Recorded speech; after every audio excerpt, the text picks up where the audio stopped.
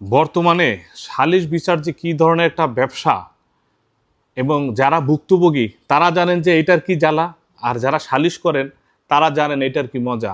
একটি অবাক করা বিষয় দেখেন, গতকালকে আমার কাছে একটি ঘটনা এসেছে যে দেউলাচড়ালগি এলাকায় নিজেদের সীমানা নিয়ে মারামারি এবং দেয়াল ভাঙচুর হয়েছে।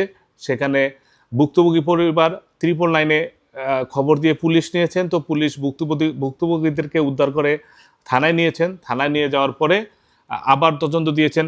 এর ফাঁকে আমি বরন্দি থানার ওসি সাহেবকে ফোন দিয়েছিলাম যে মামলাটি আসলে এফআইআর করা যায় কি না। তো উনি নানা আইন কানুন দেখে বললেন যে না, এটা আসলে এফআইআর করার যোগ্য না, ইত্যাদি ইত্যাদি। যাই হোক, পরবর্তীতে উনি ঘটনা তদন্ত করেছেন। তদন্ত করে যখন মারামারির বিষয়টি উনি হয়তো ভিডিওতে দেখেছেন বা দেয়াল ভাঙচুরের বিষয়টি ভিডিওতে দেখেছেন, উনি তখন হয়তো মামলাটি এফআইআর করেছেন। এরপর থেকে একটি গ্রুপ, একটি চক্র এই যে এফআইআরের পরে মামলার নাম কাটার জন্য চার্জশিট থেকে, তো একদিনে এফআইআর হলো, একদিন পরে কি চার্জশিট দেওয়া যায়? চার্জশিটে নাম কেটে ফেলা যায়? পুলিশ তো আজকে সকালে কেবলমাত্র তদন্ত করলো। আমার কাছে খবর আছে যে বরানদী সরকারি হাসপাতালে চাকরি করেন এমন কেউ কেউ আছেন যে যারা